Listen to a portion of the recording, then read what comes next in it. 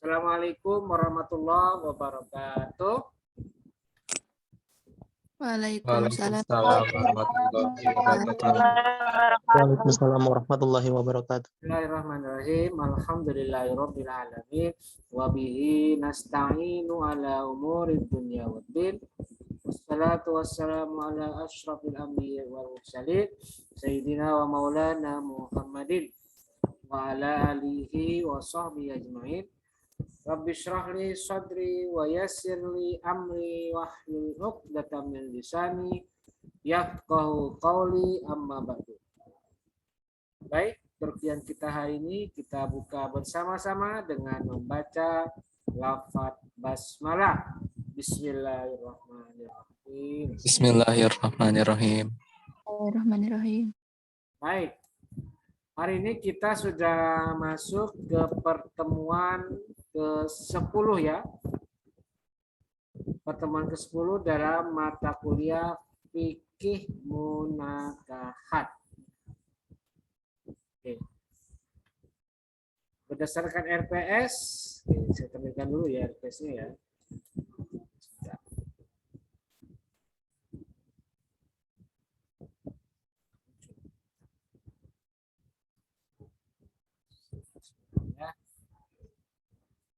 Nah ini dia. Berdasarkan RPS, ini dia ya, sudah tanya. Berdasarkan RPS, di pertemuan ke-10 materi kita adalah membicarakan tentang larangan-larangan pernikahan. Bahan kajiannya ada dua ya. Pertama, larangan selamanya, dan yang kedua larangan sementara. Dan nanti di pengalaman belajar hanya ada 3, tidak ada tugas. Jadi tidak ada tugas untuk hari ini. Tugas hanya sudah diberikan minggu lalu di pertemuan ke-9. Dan karena itu saya akan coba coba evaluasi hasil tugas yang kemarin. Coba ya, saya tampilkan Google Classroom saya.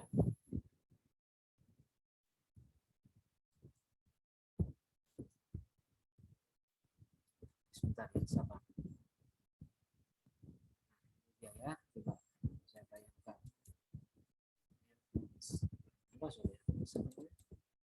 Google Classroom. Nah, ini dia. Tugasnya kemarin.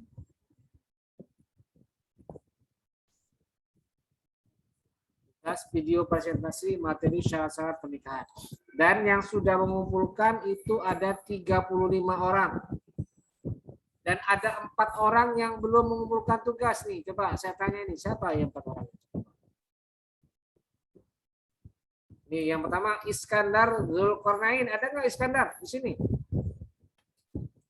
Mana Iskandar? Ada nggak Iskandar? Nggak ada.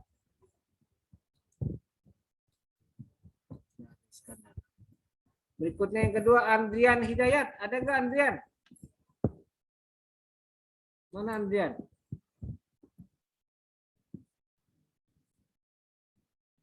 Ada nggak Andrian? Tadi kayaknya ada ya. Nah ini nih Andrian. Mana Andrian? Coba videonya nyalakan Andrian. Mana suaranya? Mana videonya Andrian? Coba tayangkan, tampilkan. Atau semuanya aja, tayangkan semuanya, tampilkan semua videonya. Jangan cuma diam aja di. Coba semuanya sekarang tampilkan videonya, yuk.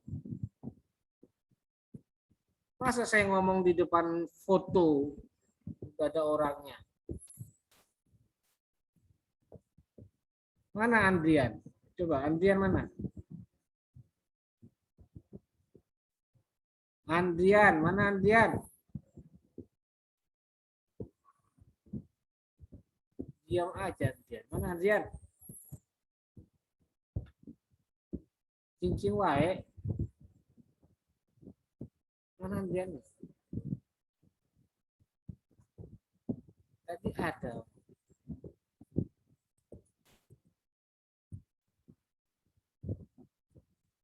Nggak ada Andrian. Nggak ada yang Andrian ya? Nggak ada, Pak. Tadi ada kayaknya ya.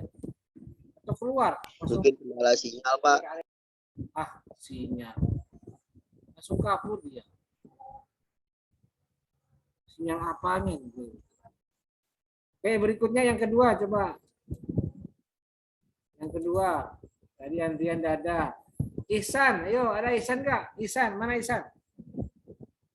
Ihsan? Ada Ihsan? Iya, Pak. Mana Ihsan? Coba. Iya, Pak, hadir. Ihsan.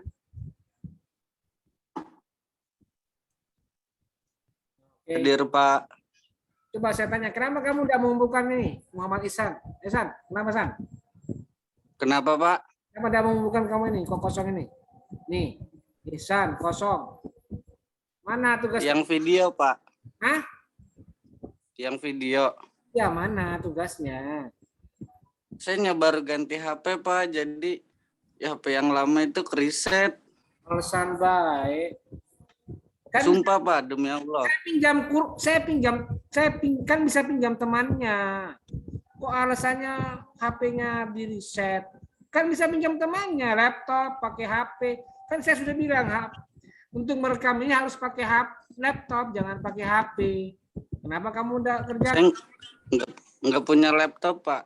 Ya pinjam lah. Masa nggak punya laptop harus dibiarin aja? Kan bisa pinjam. Kamu temannya banyak. Bingung, Pak, kadang-kadang temennya tuh kayak dipakai gitu kan, dipakai buat ngerjain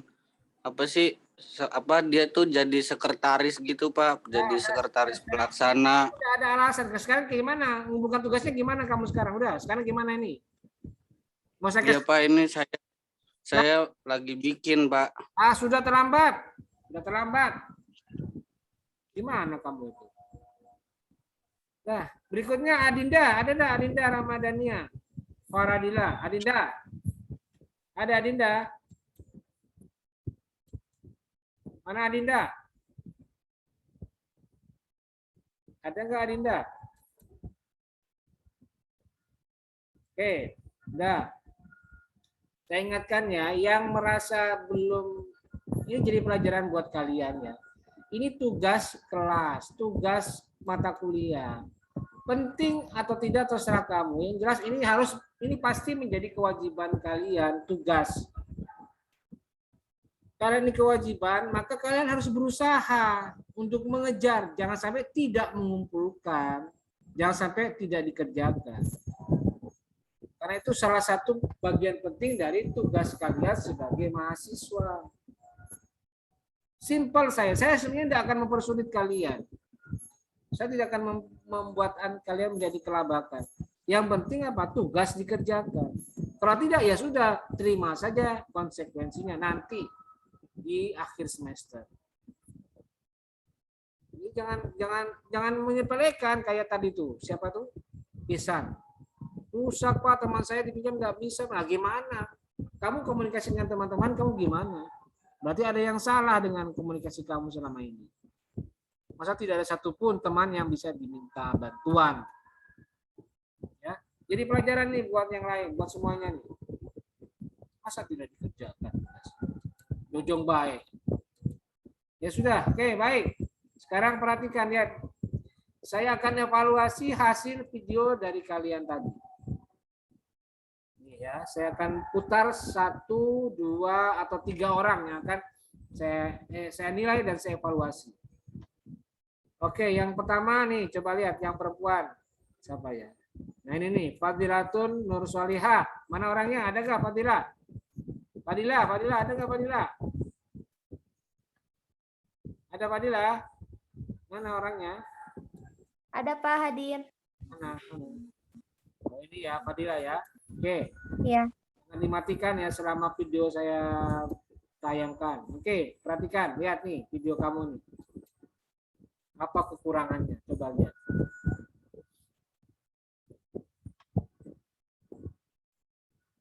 Sabar ya, ini agak lambat.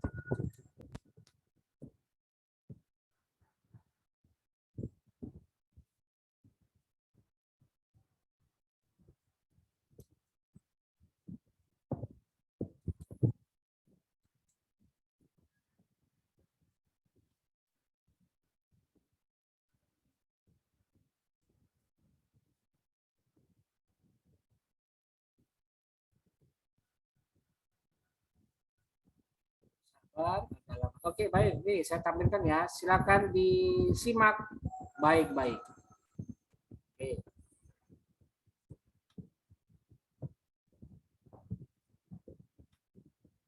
Assalamualaikum warahmatullahi wabarakatuh. Alhamdulillahirrabbilalamin. Wassalatu wassalamu ala asyrafil anbiya'i wal mursalin wa ala alihi wa sahbihi ajmain. Amma ba'du. Baiklah, sebelum saya mempresentasikan tentang syarat-syarat pernikahan, saya akan memperkenalkan diri terlebih dahulu. Perkenalkan, nama saya Fadilatun Nusolihah dengan NIM 201130048. Saya dari kelas HES-B semester 3. Baiklah, saya mulai presentasi tentang syarat-syarat pernikahan. Syarat-syarat pernikahan. Apa itu pengertian syarat? Huwa ma yatawaqqafu alaihi wujudu syai'in wa yakunu kharijan an haqiqatihi, yaitu sesuatu yang harus ada dalam suatu perbuatan tetapi tidak termasuk ke dalam bagian perbuatan tersebut. Adapun macam-macam syarat nikah, yaitu yang pertama syurutus sihati, yang kedua syurutul in'iqadi, yang ketiga syurutun nafadhi, dan yang keempat, yang terakhir syurutul luzumi. Adapun pengertian syurutul in'iqadi, yaitu syarat yang harus dipenuhi dalam suatu akad atau asas. Apabila tidak dipenuhi salah satunya dapat mengakibatkan akadnya batal. Syurutul in'iqadi terbagi 3 bagian jenis syarat. Yang pertama, syarat bagi 2 orang yang berakad, yaitu mampu melaksanakan akad atau tamyiz dan mendengarkan ucapan masing-masing. Yang kedua, syarat bagi perempuan, yaitu keperempuanannya bersifat hakiki atau bukan kun fa muskil. Yang kedua, bukan perempuan yang diharamkan atau baik selamanya maupun sementara. Dan yang ketiga, syarat sigot akad, yaitu ucapan ijab qabul terjadi dalam satu majlis. Kesesuaian antara ijab dan qabul dalam ucapan maupun maksudnya, dan ucapan yang tuntas atau tidak digantungkan kepada masa depan. Yang kedua, syurutus sihati, yaitu syarat sahnya nikah sebagai akibat hukum dari terjadinya akad. Apabila tidak dipenuhi salah satu syaratnya, maka akadnya batal. Adapun jenisnya, yaitu 1. Perempuan yang dinikahi bukan perempuan yang haram dinikahi dengan keharaman yang berjangka waktu atau sementara mu'aqaf. Yang kedua, sigot akad yang digunakan berlaku selamanya, tidak mengandung batasan waktu. Dan yang ketiga, adanya saksi. Yang keempat, adanya kerelaan dan keleluasaan memilih atau ikhyar dari keduanya atau suami istri. Yang kelima, suami istri yang jelas atau sudah ditentukan. Yang keenam, suami istri atau wali tidak sedang melaksanakan ihram. Yang ketujuh, adanya mahar atau malikiyah. Yang kedelapan, suami istri tidak sedang mengalami sakit yang parah atau kritis. Yang ketiga, syurutun nafadhi, yaitu syarat lain yang perlu dilengkapi setelah syarat akad dan syarat sah dan Oke, coba perhatikan. Kira-kira Fadila, apa kekurangan dari video kamu? Saya tanya dulu ke Fadila. Fadila, kenapa? Iya, Pak. Kekurangannya apa kamu? Langsung aja. Apa? Kecepatannya, Pak. terlalu cepat mungkin, Pak. Pak, apa? Kekurangannya, perhatikan ya, kekurangannya adalah membaca. Kamu cuma membaca, tidak dijelaskan. Betul enggak? Emang kamu jelaskan enggak itu? Kamu baca atau cuma menjelaskan? Pak, kamu cuma baca atau menjelaskan? Pak Dida, kamu membaca apa menjelaskan? Menjelaskannya cuma sedikit, Pak, yang awal. Dikit. Nah, malah kesannya tidak ada yang dijelaskan. Kamu cuma baca. Suami dan istri mampu bertindak secara hukum. Atau akil, balik, dan menikah. Tapi sudah selesai, tidak ada keterangan lagi. Maksudnya bagaimana itu mampu bertindak secara hukum? Maksudnya bagaimana? Suaminya harus dewasa, rasyid misalnya. Apa itu maksudnya? Rasyid. Dewasa yang bagaimana itu? Tidak dijelaskan.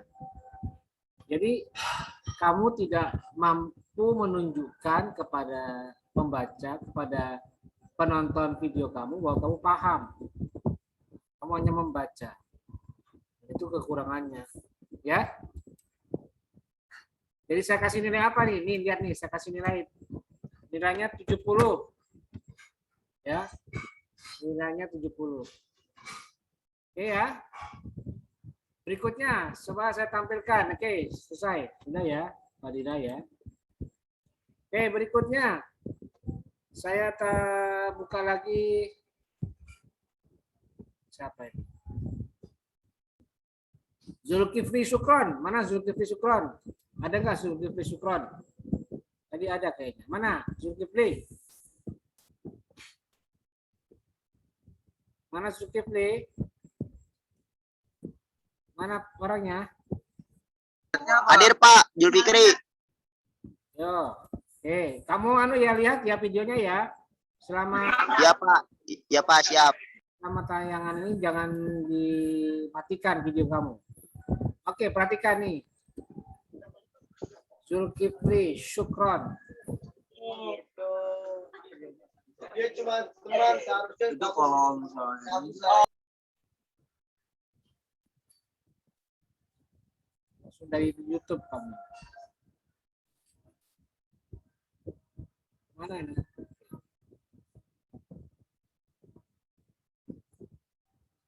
Nggak lambat.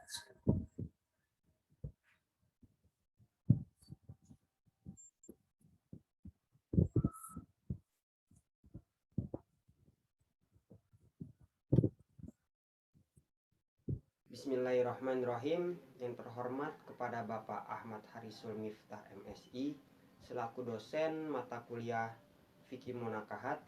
Assalamualaikum warahmatullahi wabarakatuh. Innal hamdalillah nahmaduhu wa nasta'inuhu wa nastaghfiruhu wa na'udzu billahi min syururi anfusina wa min sayyiati a'malina. May yahdihillahu fala mudhillalah wa may yudhlilhu fala hadiyalah. Amma ba'du. Sebelumnya izin memperkenalkan diri, nama saya Muhammad Zulfikri Syukron dengan NIM 201130049, mahasiswa dari Universitas Islam Negeri Sultan Maulana Hasanuddin Banten, Fakultas Syariah, jurusan Hukum Ekonomi Syariah, semester 3 kelas B. Tujuan dari pembuatan video ini tiada lain tiada bukan yaitu untuk memenuhi tugas video yang telah Bapak berikan. Dan di dalam video ini saya akan mempresentasikan dan menjelaskan tentang syarat-syarat dalam pernikahan. Baik, sebelum kita membahas lebih lanjut apa saja syarat-syarat dalam pernikahan, alangkah baiknya kita memahami atau mengerti apa itu pernikahan. Pengertian pernikahan. Dari pengertiannya menurut KBBI, nikah adalah perjanjian perkawinan antara laki-laki dan perempuan sesuai dengan ketentuan hukum dan ajaran agama. Adapun secara istilah, pernikahan adalah akad yang menghalalkan pergaulan antara laki-laki dan perempuan yang bukan mahramnya. Dari akad itu juga muncul hak dan kewajiban yang mesti dipenuhi masing-masing pasangan. Ketentuan mengenai pernikahan ini tergambar dalam firman Allah Subhanahu wa taala dalam Al-Qur'an surat Ar-Rum ayat 21 yang artinya, dan di antara tanda-tanda kekuasaannya ialah Dia menciptakan untukmu istri-istri dan jenismu sendiri supaya kamu hidup tentram bersamanya, dan Dia juga telah menjadikan di antara kamu suami istri rasa cinta dan kasih sayang. Sesungguhnya pada yang demikian itu benar-benar terdapat tanda-tanda bagi kaum yang berfikir. Jadi kesimpulannya yaitu pernikahan adalah suatu upacara pengikatan janji yang dilaksanakan atau dirayakan antara dua orang, yaitu mempelai pria dan wanita, yang dimana dimaksudkan untuk meresmikan ikatan pernikahan secara norma agama. Nah, jadi kita sudah memahami apa itu pernikahan. Selanjutnya kita akan membahas tentang syarat-syarat dalam pelaksanaan pernikahan.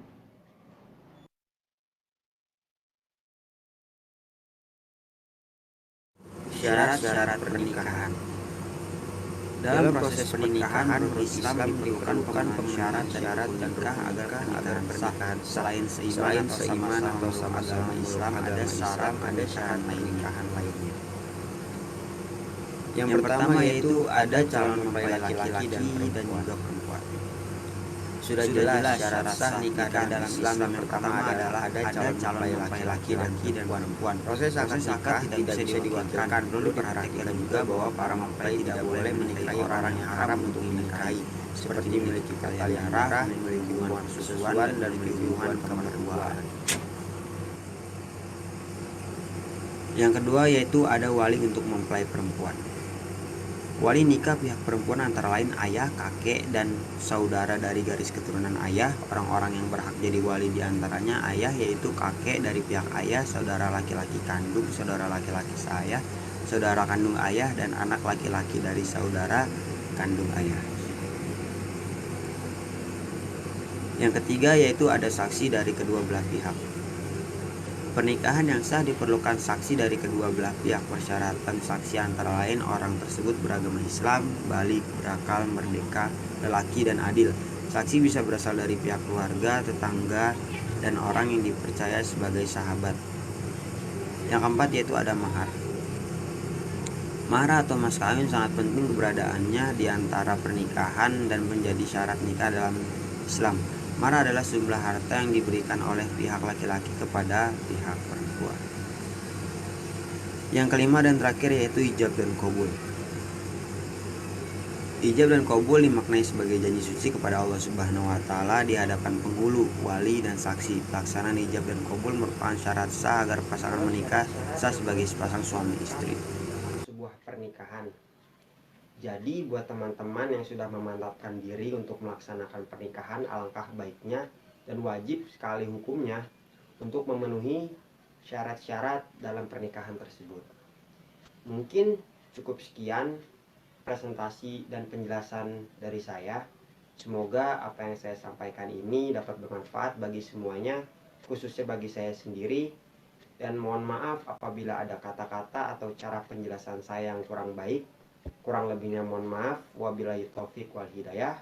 Wahidowalinayah. Assalamualaikum warahmatullahi wabarakatuh. Waalaikumsalam. Oke, baik. Evaluasi saya bagaimana? Coba kenapa? Apa kira-kira yang salah dari video kamu itu? Ya, Zulkifli, apa yang salah? Apa Pak? Mohon bimbingannya Pak. Apa kira-kira? Ya, Mungkin di videonya kurang menarik Pak, dikarenakan saya mengeditnya via handphone dan keterbatasan saya mengolah dalam mengedit video Pak. ya bukan cuma itu, tapi apa yang penting adalah kamu tidak pakai modul saya. Modul saya tidak ditayangkan. Mana modul saya dari tadi kok udah muncul-muncul? Yo, coba. Mana modul saya? Tidak ada kan? Kamu seakan-akan kamu buat modul sendiri. Seakan-akan tidak mengikuti apa yang saya sampaikan. Kamu ceroboh, itu saja sudah kelihatan salah loh. Kenapa tidak tayangkan video modul saya? Mana tidak ada sama sekali video saya. Jadi fatal. Akhirnya kamu kemana-mana ngomongnya. Masa pengertian pernikahan segala macam. Syarat-syaratnya juga ngomongnya kemana-mana. Jadi kamu ngelindur ini. Apalagi juga videonya kamu pakai HP, bukan pakai laptop seperti saran saya. Itu sudah salah. Laptop saya hilang, Pak. Hah? Apa? Laptop saya hilang, Pak. Ya, cari dong, pinjam, usahakan. Nah, masa enggak ada usaha sama sekali? Ya kalau hilang pinjam lah. Pinjam ke teman. Hilang di mana kamu laptopnya? Hah? Hilang di mana? Waktu di kampus, Pak, saya kan ke kampus bawa laptop. Habis itu hilang, Pak. Ya sudah terserah kamu lah, itu urusan kamu. Itu gimana kamu bisa ceroboh kayak begitu. Nah, sekarang perhatikan. Tadi si Fadilah sudah saya kasih nilai 70. Kamu karena lebih ceroboh lagi, saya kasih nilai 50 nih, ya. 50. Lebih rendah. Karena apa? Banyak hal yang tidak diikuti aturannya. Oke, ya, sudah. Sekarang satu lagi lah terakhir ini ya. Satu lagi terakhir nih. Siapa ini? Perempuan lagi ya. Oke, ini Rafi Daroja. Mana? Ada enggak Rafi Daroja? Rafi Daroja ada enggak? Mana Rafi Daroja? Rafi Daroja ada enggak? Rafi. Rafi.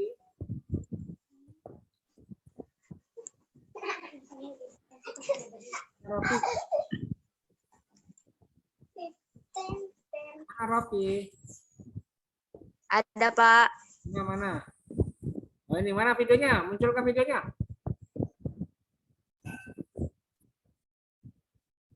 Yo, Rafi, tampilkan videonya.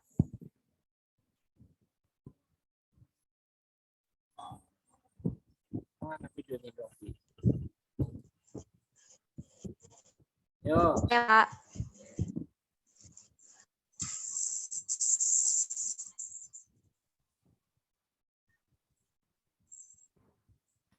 Oke, nanti selama video saya tayangkan, kamu jangan matikan videonya ya. Baik, Pak. Oke, baik, perhatikan. Video Rafi Daraja saya tayangkan. Kayaknya langsung dari YouTube ini. Ini langsung ke YouTube.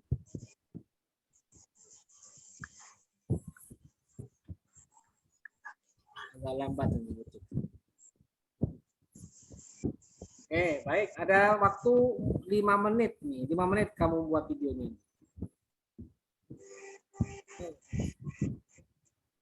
Silakan dilihat baik-baik.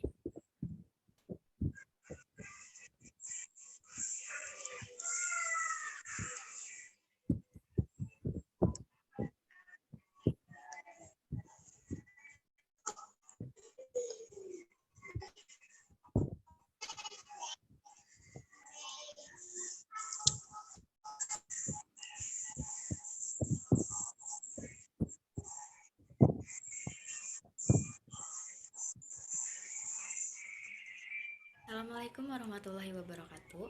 Perkenalkan, nama saya Rofi Daroja dengan NIM 2011363. Di sini saya akan menjelaskan tentang syarat-syarat nikah.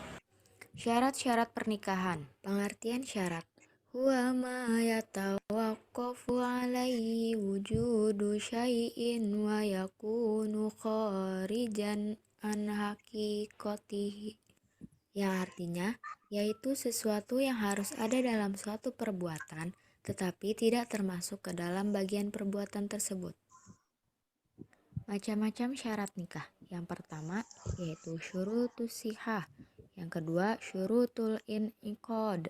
Yang ketiga, syurutun nafazi. Yang keempat, syurutul luzumi.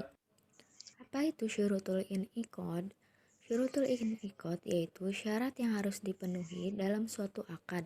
Apabila tidak dipenuhi salah satu syarat tersebut, maka akad tersebut dinyatakan batal. Yang pertama, syurutul inqadi dibagi menjadi 3 syarat yang apabila salah satu dari 3 syarat ini tidak terpenuhi, maka batal akadnya. Yang pertama, syarat bagi dua orang yang berakad. Yang kedua, syarat bagi perempuan. Dan yang ketiga, syarat sighat akad. Syarat bagi dua orang yang berakad, yang pertama yaitu mampu melaksanakan akad. Yang kedua, mendengarkan ucapan masing-masing. Syarat bagi perempuan, yang pertama, keperempuanannya bersifat hakiki atau bukan khunsa muskil. Yang kedua, bukan perempuan yang diharamkan baik selamanya maupun sementara. Syarat sighat akad, yang pertama, ucapan ijab kabul terjadi dalam satu majelis. Yang kedua, kesesuaian antara ijab dan kabul dalam ucapan maupun maksudnya. Dan yang ketiga, ucapan yang tuntas atau tidak digantungkan ke masa depan. Syurutus sihati, yaitu syarat sahnya nikah sebagai akibat hukum dari terjadinya akad. Apabila tidak dipenuhi salah satu syaratnya, maka akadnya batal. Yang pertama yaitu perempuan yang dinikahi bukan perempuan yang haram dinikahi dengan keharaman yang berjangka waktu, sementara atau muakkad. Yang kedua, sighat akad yang digunakan berlaku selamanya, tidak mengandung batasan waktu. Yang ketiga, adanya saksi. Yang keempat, adanya kerelaan dan keleluasaan memilih atau ikhtiar dari keduanya, yaitu suami istri. Yang kelima, suami istri yang jelas atau sudah ditentukan. Yang keenam, suami istri atau wali tidak sedang melaksanakan ihram atau haji atau umroh. Yang ketujuh, adanya mahar atau malikiyah. Yang kedelapan, Oke, baik. suami istri tidak sedang. Coba Rafi, Doroja, mana Rafi? Saya, Pak. Apa kekurangan video kamu? Coba. Saya bikinnya pakai HP, Pak. Ya. Kenapa aku pakai HP, enggak pakai laptop? Pak. Hah? Laptop saya kameranya rusak. Ya laptop, yang penting kamu bisa cari laptop, pinjam temannya atau apa gitu loh, usahakan. Masa tidak ada satupun yang bisa dipinjam gitu loh. Alasan aja. Sehingga apa yang terjadi? Tulisannya kecil, tidak kelihatan. Sudah saya besarkan tadi, nasi aja tidak kelihatan. Tidak kelihatan sama sekali. Apa itu maksudnya? Terus yang berikutnya, kesalahan kedua apa coba? Rafi, apa kesalahan kedua? Enggak saya jelasin, Pak. Ya, itu dia. Anda jelasin. Kamu cuma baca. Jadi kaku kelihatannya. Nanti kalau yang dengar ini orang lain gimana? Maksudnya apa? Kok udah dijelaskan? Jadi dia bingung. Penonton YouTube channel kamu itu bingung nih, mau apa ini? Maksudnya apa ini? Nah, itu harus ada penjelasannya. Kamu sebagai presenter, sebagai dosen, harus menjelaskan isi dari modul ini. Karena modul ini kan mati ya, modul ini pasif. Tidak bisa menjelaskan apa-apa, maka kamu tugasnya menjelaskan. Berinteraksi dengan penonton kamu, ini loh maksudnya, ini loh artinya, ini loh yang bisa dipahami. Gitu loh. Ya. Jadi itulah kekurangan kamu. Maka dari itu nilainya berapa nih? Lihat. Nilainya untuk Rafi, Daroja sama seperti tadi. Siapa? 70. Rafi, Daroja 70. Itu ya. Jelas ya? Oke. Ya, Pak. Saya harapkan bisa diperbaiki di kemudian hari. Fadilah dapat 70, Zulkifli 50, Rafi Darajat 70. Oke, baik. Saya kira cukup evaluasi untuk video kemarin dan yang lain menyuruh. Nanti akan saya koreksi dan akan saya nilai.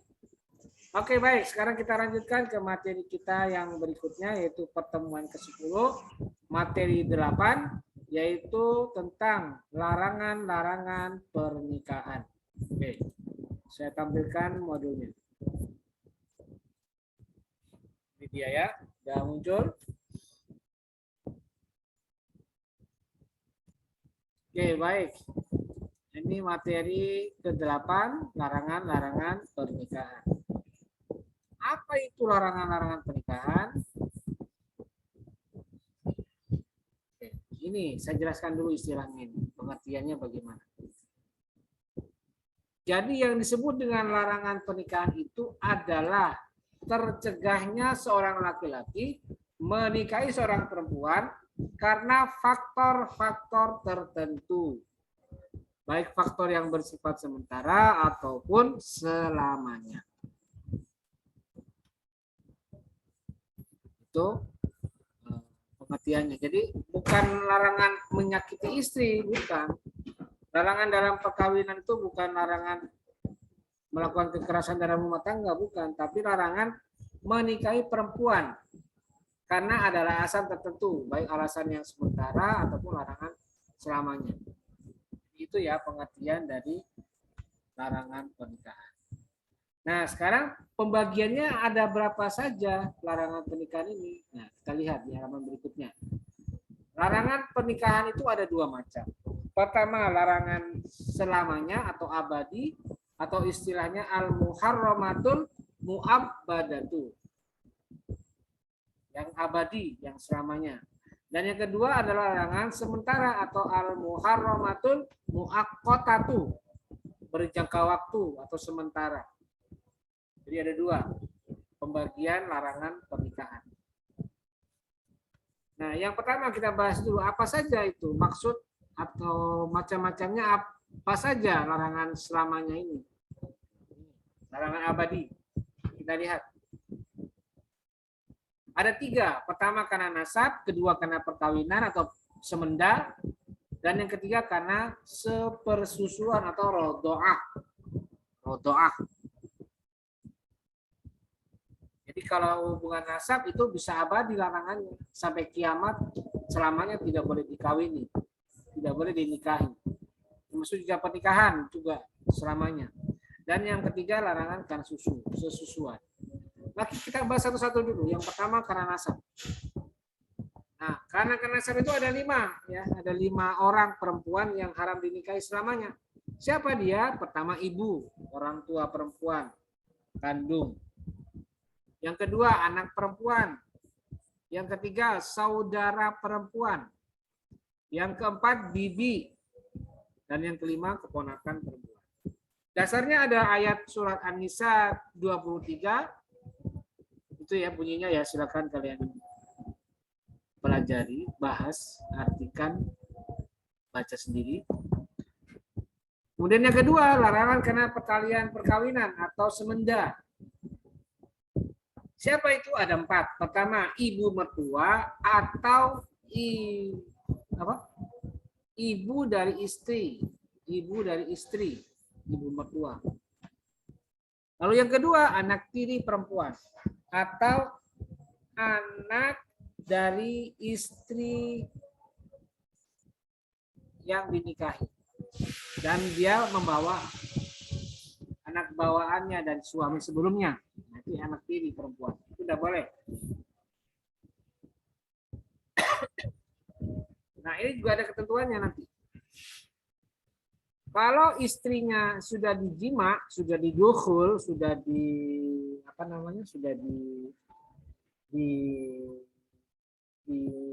hubungan seksual dengan istrinya, maka sejak saat itulah anak tiri itu tidak boleh dinikahi untuk selamanya. Ya. Anak tiri tidak boleh dinikahi untuk selamanya. Tetapi kalau misalnya seorang laki-laki menikahi perempuan tapi tidak didukhul, tidak dijima, tidak dilakukan hubungan seksual, kemudian dia ceraikan, maka anak tirinya itu masih boleh untuk dinikahi lagi. Masih boleh untuk dinikahi oleh bapaknya. Itu ketentuannya ya. Nanti ada ayatnya. Lalu yang ketiga adalah menantu perempuan atau istri dari anak kandung. Dan yang keempat, ibu tiri atau istri dari orang tua bapak kandung. Nah, dalilnya apa? Nah, ini dia dalilnya. Masih di ayat surat An-Nisa 23, kelanjutannya ada seperti ini. Nah, yang tadi yang berkaitan dengan anak tiri ini ada nih. Wallati dakhaltum bihinna fa ilam takunu dakhaltum bihinna fala junaha alaikum. Jadi kalau belum didukul, belum dijima ibunya, maka anaknya masih bisa dinikahi. Nah, itu dalilnya ya. Nah, itu yang kedua, karena faktor pernikahan. Yang ketiga, karena faktor sesusuan. Nah, ini untuk bisa memudahkan saya menjelaskan, saya kasih contoh langsung ya. Misalnya begini. Ali lahir dari ibu bernama Siti, Ali ya. Jadi ibu Siti punya anak Ali. Kemudian ibu Zainab punya anak Fatimah. Zainab punya anak Fatimah. Siti punya anak Ali. Nah, ternyata ketika lahir, Ali lahir, ibunya sakit. Sehingga apa? ASI-nya tidak keluar. ASI-nya ibu Siti tidak keluar. Karena tidak bisa menyusui, sementara untuk beli susu formula tidak mampu, maka akhirnya Ali disusukan ke ibu Zainab. Yang notabene juga sama-sama melahirkan Fatimah. Tadi itu ya. Nah, kebetulan Ibu Zainab itu aslinya lancar banget, sehat banget Ibu Zainab. Bahkan sampai basah, sampai apa? Belepotan itu puting susunya. Karena saking banyaknya ya. Ya sudah, akhirnya disusuilah Ali oleh Ibu Zainab. Nah, sekarang begini. Perempuan yang dilarang dinikahi untuk selamanya dari jalur sesusuan itu yang pertama adalah ibu susuan. Siapa dia? Ya Ibu Zainab tadi. Ibu Zainab ini tidak boleh dinikahi oleh Ali nanti kalau sudah dewasa. Biar mau kata Ibu Zainabnya cantik, menarik, masih kinyis-kinyis kata orang sekarang, masih demplon kata orang Jakarta, masih seger, sehat, dan beraura penuh pesona gitu ya. Nggak peduli. Karena Ibu Zainab adalah ibu susuannya Ali. Itu ya yang pertama. Yang kedua, nenek susuan. Siapa dia? Misalnya Ibu Zainab itu punya ibu. Masih seger waras. Masih sehat. Meskipun usianya sudah 80 tahun. Masih kelihatan cantik. Siapa? Ibu Titi misalnya. Nah, Ibu Titi ini ibu kandung Ibu Zainab. Nah, Ibu Titi tidak boleh dinikahi oleh Ali kalau sudah dewasa. Itu nenek susuan. Yang ketiga adalah bibi susuan. Siapa? Saudara perempuan kandung dari Ibu Zainab. Siapa? Misalnya Ibu Humairah. Ibu Humairah. Nah, Ibu Humairah ini adik kandungnya Ibu Zainab. Tidak boleh. Nanti kalau Ali udah gede, naksir ke Ibu Humairah dan dinikahi tidak boleh. Karena dia adalah bibi susuan.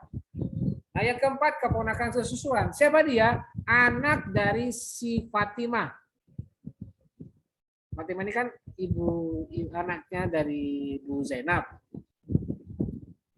Nah, Fatimah punya anak lagi nanti perempuan. Namanya apa? Maisarah misalnya. Nah, Maisarah ini tidak boleh dinikahi oleh Ali karena dia adalah keponakan sesusuannya Ali.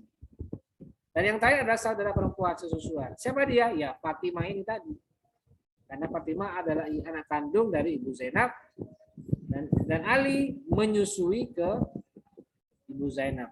Sehingga otomatis antara Ali dan Fatimah itu saudara sesusuan, setara dengan saudara kandung. Itulah orang-orang perempuan yang terhalang dinikahi untuk selamanya dari faktor sesusuan. Nah, dasarnya apa? Ya, sama ayat Al-Qur'an surat An-Nisa 23 kelanjutannya tadi. Dan hadis Nabi yang ini. Hadis Nabi riwayat Bukhari Muslim, yahrumu minar radhati ma yahrumu minan nasabi. Itu dia. Nah, itulah 3 faktor yang termasuk larangan pernikahan yang bersifat abadi atau selamanya. Nah, sekarang yang kedua, larangan yang bersifat sementara atau al-muharramatul muaqqatatu. ada hal-hal yang perlu dijelaskan. Pengertiannya bagaimana? Yaitu halangan menikahi beberapa perempuan yang bersifat sementara karena adanya hal-hal tertentu. Jadi perempuan dilarang dinikahi karena ada sesuatu tertentu ini, ada hal-hal tertentu ini. Nah, kalau hal tertentu ini sudah tidak ada atau sudah hilang, maka menikahi perempuan ini sudah dibolehkan, gitu ya. Apa saja? Pertama ini dia, larangan bilangan, yaitu larangan menikahi perempuan dengan jumlah yang kelima untuk yang poligami itu ya, maksimal 4. Kalau sudah 4 stop, nggak boleh lagi. Tunggu ada perempuan yang diceraikan, perempuan yang lain diceraikan baru dinikahkan. Yang kedua, halangan mengumpulkan, yaitu mengumpulkan 2 orang saudara kandung di waktu bersamaan, misalnya poligami. Jadi dilarang poligami untuk 2 orang bersaudara. Sementara karena apa? Tunggu diceraikan dulu istri yang sebelumnya, baru boleh dinikahi. Kalau fenomena turun ranjang di masyarakat itu beda antara mengumpulkan dengan fenomena turun ranjang. Kalau turun ranjang itu bagaimana tahapannya? Ya tahapannya ya istrinya meninggal misalnya. Terus biar tidak jauh-jauh, sudahlah nikahi adiknya saja ya. Ya sama kalau di cerita sinetron Sidul Anak Sekolahan itu ya, ibunya Zainab aslinya kan meninggal. Ini ceritanya ya di film Sidul. Terus dia tidak susah mengurus Zainab ketika dia bayi, ya sudah bapaknya Zainab menikahi adiknya ibunya Zainab. Ya, siapa namanya tuh ibunya? Ibu Ipah ya, Ibu Ipah atau Bu Salbiah. Nah, menikahlah dengan bapaknya Zainab. Udah, itu namanya ibu tiri yang berasal dari saudaranya ibunya Zainab. Ini namanya turun ranjang. Nah, itu lain lagi, itu lain masalah, itu bukan yang ini. Dan di sejarah Islam hanya 1 orang yang pernah melakukan praktek yang ini nih. Siapa? Sahabat Utsman bin Affan. Makanya Utsman bin Affan itu dijuluki Dzunnuraini, 2 orang yang memiliki 2 cahaya. Siapa? Karena beliau pernah menikahi anak Rasul, putri Rasul, Zainab dan Ruqayyah. Tapi itu dulu. Kata Al-Quran, illa ma qad salaf, kecuali yang lama. Wa antajma'u bainal ukhtaini illa ma qad salaf. Karena ada sahabat Nabi yang mengumpulkan 2 saudara. Tapi itu hanya di masa lalu. Ya, itu yang kedua, halangan mengumpulkan. Yang ketiga, halangan kafir. Halangan menikahi perempuan yang berbeda agama. Kenapa sementara? Ya, tunggu sampai dia masuk Islam dulu, baru boleh dinikah. Yang berikutnya halangan ihram. Larangan menikahi perempuan yang sedang ihram atau memakai pakaian ihram. Tidak boleh ketika ihram melakukan perkawinan. Tunggu sampai selesai ihram. Gitu ya. Udah dilepas pakaian ihramnya, itu baru boleh. Kemudian larangan sakit, tapi ini mazhab Malikiyah saja. Larangan menikahi perempuan yang sedang dalam kondisi kritis. Berikutnya larangan iddah, larangan menikahi perempuan yang sedang menjalani masa iddah. Berikutnya larangan perceraian 3 kali bagi suami yang menceraikannya. Yaitu larangan menikahi mantan istri yang pernah ditarak 3. Tidak boleh. Perempuan yang sudah ditarak 3 itu dinikahi lagi, kecuali, nah ini sementaranya di sini, kecuali istrinya itu menikah dulu dengan laki-laki lain secara normal, secara wajar. Kalau tidak wajar berarti apa? Muhalil, itu dosa, tidak boleh, dilaknat oleh Rasulullah. Lalu yang ke-8, halangan peristrian, yaitu halangan menikahi perempuan yang masih terikat pernikahan dengan laki-laki lain. Istri orang diembat, nah itu tidak boleh. Dan ya sudah, ini habis ya. Oke.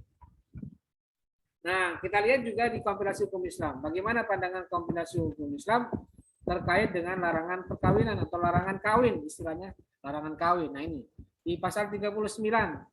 Silakan kalian baca sendiri ya, yang ini ada ketentuannya. berkaitan dengan pertalian nasab, pertalian senemenda, pertalian sesusuan. Kemudian di pasal 40 itu juga ada larangan menikahi perempuan dalam keadaan tertentu. Itu tadi yang nikah sementara itu ya. Itu juga di pasal 41 juga ada ketentuannya. Pasal 42 juga ada ketentuannya itu. Sampai pasal 44 itu yang bicara tentang larangan dalam perkawinan. Larangan kawin atau larangan laki-laki menikahi perempuan. Oke, baik. Itu tadi penjelasan saya tentang materi larangan pernikahan. Baik, sekarang silakan saya buka sesi tanya jawab. Silakan bagi kalian jika ada yang mau ditanyakan. Silakan. Ada tidak yang mau bertanya? Absen sudah muncul ya di kelas SD. Silakan kalian isi absensi. Ini sudah ada 15 orang yang sudah mengisi. Silakan yang belum segera mengisi absen. Oke, silakan, ada yang mau tanya nggak? Saya persilakan. Kok videonya udah ditampilkan ini? Munculkan videonya lagi yuk, silakan yuk, munculkan lagi yuk. Nur Khalifah, Daniel Abidin, Fadila, Widiawati, Zulkifli, Nurul Hakim, Tuti Sugiyarti, Tika Haryana, Aulia Rosita, Ainaza, Tuti Sugiyarti, Aulia Rosita, Lara Amalia, Seto Nur Afrianto, Taufik Sugandi, Risma, Daniel, Pandi Rahman, Umairah,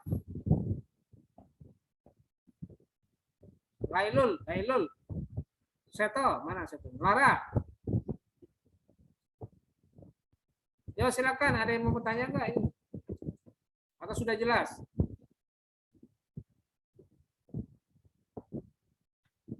Yang ramai kemarin tadi itu yang bertanya di kelas SA itu.